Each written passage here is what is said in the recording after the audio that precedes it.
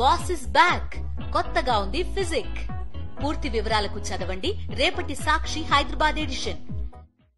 యావత్ దేశాన్ని నరాలు తెగే ఉత్కంఠకు గురి చేస్తున్న మహారాష్ట్ర జార్ఖండ్ అసెంబ్లీ ఎన్నికల ఫలితాలు మరి కాసేపట్లో తేలిపోనున్నాయి. ఇప్పటికే ఎన్నికల కౌంటింగ్ మొదలైపోయింది. పోస్టల్ బ్యాలెట్ కూడా పూర్తయినట్టుగా సమాచారం అందుతోంది. అటు ఎగ్జాక్ట్ పోల్స్ ఎలా ఉంటాయనేది ఎగ్జిట్ పోల్స్ అంచనాలు చాలా వరకు క్లారిటీ ఇచ్చేశాయి. అటు మహారాష్ట్ర ఇటు జార్ఖండ్ రెండు రాష్ట్రాల్లోనూ కాషాయ కూటమికే మెజారిటీ ఎగ్జిట్ పోల్స్ జైకొట్టాయి. ఎగ్జిట్ పోల్ సంగతి సరే, ఎగ్జాక్ట్ రిజల్ట్ ఏంటన్నదే ఇప్పుడు ఉత్కంఠకు గురి చేస్తోంది. ఎగ్జిట్ పోల్స్ అంచనాలతో కమలం ఫుల్ జోష్లో ఉంటే హర్యానాలో జరిగినట్లు మహారాష్ట్ర జార్ఖండ్లో కూడా ఎగ్జిట్ పోల్స్ తల్లకిందులవుతాయనే నమ్మకంతో ఉంది కాంగ్రెస్ పార్టీ.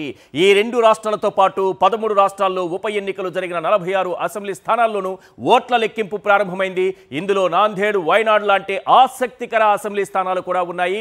ఇక మహారాష్ట్ర ఎన్నికల్లో ప్రభావితం చేసే అంశాలుగా కులగణన, రిజర్వేషన్లు, రైతులకు మద్దతు ధర, ఉద్యోగాలు, సంక్షేమ పథకాలు ఇవన్నీ నిలవగా ఇక జార్ఖండ్ ఎన్నికల్లో అక్రమ చొరబాట్లు, రిజర్వేషన్లు, జేఎంఎం అవినీతి, రైతుల మద్దతు ధర, ఉద్యోగాలు, సంక్షేమ పథకాలు ఇలా అనేక అంశాలు కీలకంగా మారాయి. మహారాష్ట్రలో మొత్తం 288 అసెంబ్లీ స్థానాలు ఉండగా ప్రభుత్వ ఏర్పాటుకు కావలసిన మ్యాజిక్ ఫిగర్ 145 సీట్లు. ఇక జార్ఖండ్ విషయానికి వద్దాం. జార్ఖండ్లో మొత్తం 81 అసెంబ్లీ స్థానాలు ఉంటే ప్రభుత్వ ఏర్పాటుకు కావలసిన మ్యాజిక్ ఫిగర్ 41.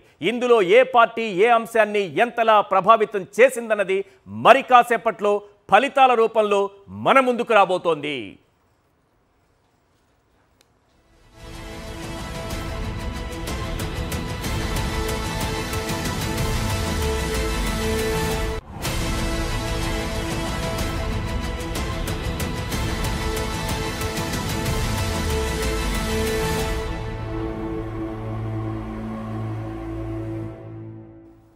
రైట్, ఇప్పటికే కౌంటింగ్ ప్రారంభమైంది. మరింత సమాచారం అందించేందుకు ఢిల్లీ నుంచి మా ప్రతినిధి వెంకటేష్ మనకు అందుబాటులో ఉన్నారు.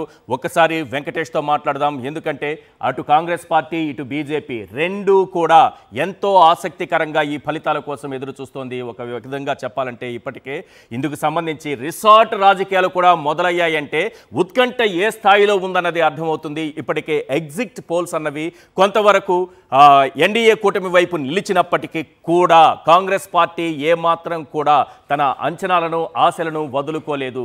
రైట్, మరింత సమాచారం తీసుకునే ప్రయత్నం చేద్దాం. ఢిల్లీ నుంచి మా ప్రతినిధి వెంకటేష్ మరి కాసేపట్లోనే మనకు అందించబోతున్నారు. పార్లమెంటు ఎన్నికల విషయానికి వస్తే ప్రధానంగా ఒకసారి మహారాష్ట్ర విషయాన్ని మనం చూడాల్సి వస్తుంది. మహారాష్ట్రలో మహా వికాస్ అఘాడీకి 30 లోక్సభ సీట్లు వచ్చాయి. మహాయుతికి వచ్చినవి కేవలం 17 మాత్రమే. ఎప్పుడూ కూడా మనం పార్లమెంటు ఎన్నికలను అలాగే అసెంబ్లీ ఎన్నికలను ఏ ఎన్నికలకు ఆ ఎన్నికలను పోల్చి చూడలేము.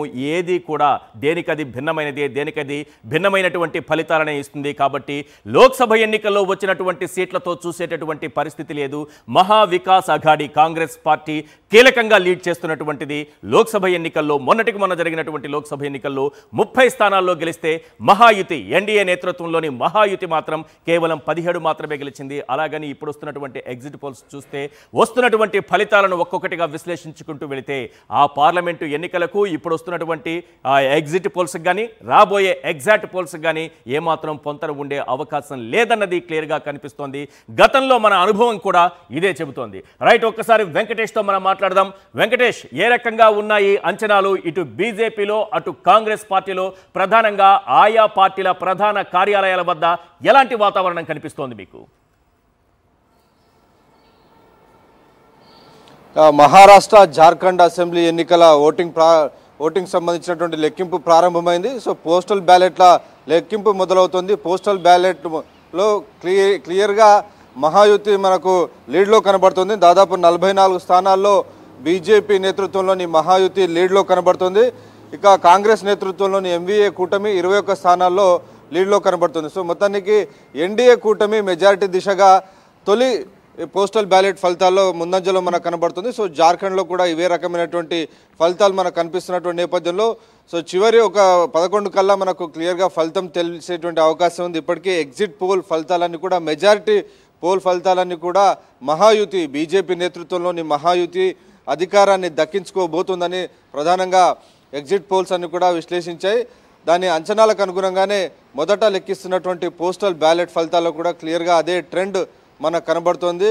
నిజానికి ఈ రకంగా ట్రెండ్స్ రావడానికి ప్రధానంగా ఇటు లోక్సభ ఎన్నికలకు అలాగే అసెంబ్లీ ఎన్నికలకు చాలా భిన్నమైనటువంటి ఫలితాలు వస్తున్నాయి. దానికి ప్రధాన కారణం కరెక్షన్ మెజర్స్ చేశారు.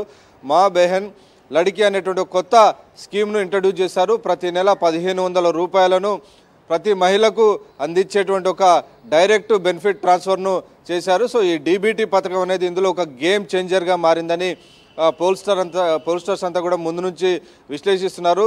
చాలా పెద్ద సంఖ్యలో మహిళలంతా కూడా ఈసారి ఓటు వేసినటువంటి నేపథ్యంలో ఈ స్కీమే మొత్తం ఎన్నికల్లో ఒక గేమ్ చేంజర్ గా ఉండబోతుందని అందరూ కూడా ఊహించారు. కాంగ్రెస్ రెండూ కూడా మహిళా ఓటర్ని ప్రధానంగా ఆకట్టుకునేందుకు విశేషమైనటువంటి ప్రచారం నిర్వహించాయి. అందులో ప్రధానమైనది మీరు చెప్పినటువంటిది 1500 ఇస్తామని. ఇటు కాంగ్రెస్ పార్టీ అయితే మహావికాస్ అఘాడి ఆ కూటమి అయితే 3000 రూపాయల వరకు ఇస్తామంది. ఇటు మహాయుతి అయితే 2100 రూపాయలు చేస్తామంది. ఇవన్నీ ఎలాంటి ప్రభావం చూపించే అవకాశం ఉంది? ముఖ్యంగా మహిళా ఓటర్లు ఎటువైపు నిలిచే అవకాశం కనిపిస్తోంది? క్లియర్గా ఈశ్వర్ మనకి వస్తున్నటువంటి ట్రెండ్స్ చూస్తుంటే ఈ స్కీమ్ ఏదైతే ఉందో మహాయుతి ప్రభుత్వం అమలు చేస్తున్నటువంటి స్కీము మా బెహన్ లడికి, ఈ స్కీమ్లో 1500 రూపాయలను ప్రతి నెల ఆల్రెడీ ఇంప్లిమెంటేషన్ మొదలు పెట్టారు. సో దాదాపు జూన్ నెలలో ఎప్పుడైతే మనకు లోక్సభ ఫలితాలు వచ్చాయో ఆ లోక్సభ ఫలితాల్లో ఆ దెబ్బతిన్న తర్వాత వెంటనే మేల్కొని కరెక్షన్ మెజర్స్ మొదలు పెట్టారు. సో క్లియర్గా ప్రతి నెల వాటిని డెలివరీ చేస్తున్నారు. సో ఆ డెలివరీ కూడా చాలా పర్ఫెక్ట్గా డెలివరీ చేసినటువంటి నేపథ్యంలో ఈ స్కీమ్ కంటిన్యూ చేస్తే తాము గెలిస్తే దాన్ని 2100 రూపాయలకు తీసుకెళ్తామని హామీ ఇచ్చారు.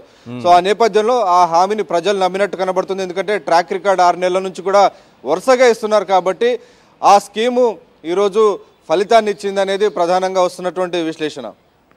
రైట్, మీకు ప్రధాన పార్టీ కార్యాలయాల వద్ద ఎలాంటి వాతావరణం కనిపిస్తోంది? ఎందుకంటే కాంగ్రెస్ పార్టీ ఇప్పటికి కూడా ఆశలు వదులుకోలేదు. ఎగ్జిట్ పోల్స్ ఏ రకంగా వచ్చినా కాంగ్రెస్ పార్టీ కూడా అదే అంచనాలతో ఉంది. గెలుపు ఖాయమనే అంచనాలతోనే కనిపిస్తోంది. సో అక్కడ ఎలాంటి వాతావరణం? ఎందుకంటే కొంత ఏమాత్రం అటు ఇటు అయినా లేకపోతే హంగు వైపు వెళ్ళినా 1-2 స్థానాలతో మెజారిటీ స్థానాలతో ఏ పార్టీ అధికారంలోకి వచ్చినా వెంటనే రిసార్ట్ రాజకీయాలు ప్రారంభమవుతాయి అనేటటువంటిది అప్పుడే దేశవ్యాప్తంగా వినిపిస్తున్నటువంటి మాట. ప్రధాన కార్యాలయాల వద్ద ఆ పార్టీలకు సంబంధించి 2 పార్టీలకు సంబంధించి ఎలాంటి వాతావరణం కనిపిస్తోంది? సో ఇటు 2 కూటములు కూడా వేచి చూసేటువంటి ధోరణిలో ఉన్నాయి. 11 గంటల కల్లా స్పష్టమైనటువంటి ఫలితాలు తెలిసేటువంటి అవకాశం ఉంది కాబట్టి అన్ని క్యాంపులు కూడా చాలా ధీమాగా ఉన్నాయి. పోల్స్టర్స్ చేసినటువంటి పోల్స్లో ఎగ్జిట్ పోల్స్లో క్లియర్గా ఎంవీఏకి సంబంధించినటువంటి ఎంవీఏ వెనుకబడుతున్నట్టు అలాగే మహాయుతి గెలుస్తున్నట్టు స్పష్టమైనటువంటి ఎగ్జిట్ పోల్ ఫలితాలు వచ్చినప్పటికీ కాంగ్రెస్ పార్టీ మాత్రం తాము కూడా ధీమా వ్యక్తం చేస్తున్నటువంటి పరిస్థితి. సో 2 క్యాంపులు కూడా ప్రస్తుతానికైతే వేచి చూసే ధోరణిలో ఉన్నాయి. 10-11 గంటల తర్వాత కానీ ఈ పార్టీ కార్యాలయాల వద్ద సందడి మొదలయ్యేటువంటి అవకాశం కనిపించట్లేదు. 2 క్యాంప్స్ కూడా తాము గెలుస్తామనేటువంటి ఒక అంచనాతో 2 క్యాంప్స్ కూడా లడ్డూలు క్రాకర్స్ కూడా రెడీ చేసుకున్నాయి. సో ఈ నేపథ్యంలో ఎలా మహారాష్ట్ర ఓటరు తుది ఫలితం తుది లెక్కింపు వరకు తుది రౌండ్ వరకు కూడా ఈ రకమైనటువంటి సస్పెన్స్ కొనసాగుతుందా లేకుంటే స్పష్టమైనటువంటి మెజారిటీ మనకు పోస్టల్ బ్యాలెట్లు ఏదైతే స్పష్టమైనటువంటి మెజారిటీ కనబడుతుందో సో అదే రకమైనటువంటి మెజారిటీ పోతే క్లియర్గా మహాయుతి ప్రభుత్వం మరోసారి అధికారాన్ని దక్కించుకునేటువంటి అవకాశాలు చాలా స్పష్టంగా కనబడుతున్నాయి. అలాగే ఏమైనా హంగ్ లాంటి పరిస్థితులు వస్తే 72 గంటల్లో ప్రభుత్వాన్ని ఏర్పాటు చేయాల్సినటువంటి ఒక ఎంబార్గో ఉంది. ఎందుకంటే 26వ తేదీ కల్లా ప్రస్తుతం ఉన్నటువంటి అసెంబ్లీ గడువు కూడా ముగుస్తుంది కాబట్టి ఈ 72 అవర్స్లోనే ఈ ప్రభుత్వాన్ని కూడా ఏర్పాటు చేయాల్సి ఉంటుంది. హంగ్ లాంటి ఒక సమస్య కనుక వస్తే మాత్రం ఆ తర్వాత ఎలాంటి సిచ్యువేషన్స్ వస్తాయి, రాష్ట్రపతి పాలనకు వెళ్తారా, ఈ ప్రభుత్వం సంబంధించినటువంటి ఏర్పాటుకు కొంత సమయం పట్టేటువంటి అవకాశం ఉంది. ఏ క్యాంపు నుంచి ఏ ఎమ్మెల్యే ఎటు వెళ్తారు అనేది చాలా సస్పెన్స్గా ఉంది. గత 20 సంవత్సరాల నుంచి మహారాష్ట్రలో ఏ పార్టీ కూడా 145 పైచీలకు మెజారిటీ రానటువంటి నేపథ్యంలో ఖచ్చితంగా ఏదైనా సంకీర్ణ ప్రభుత్వమే అధికారంలోకి వస్తుంది కాబట్టి ఈ బేరసారాలన్నీ కూడా పూర్తయ్యేందుకు 72 గంటల సమయం సరిపోదు. కాబట్టి ఒకవేళ హంగ్ అసెంబ్లీ వస్తే మాత్రం చాలా కీలక పరిణామాలు జరిగేటువంటి అవకాశాలు కనబడుతున్నాయి. ఈశ్వర్. రైట్ వెంకటేష్, మరిన్ని అప్డేట్స్ కోసం మళ్ళీ మిమ్మల్ని కాంటాక్ట్ చేస్తాను.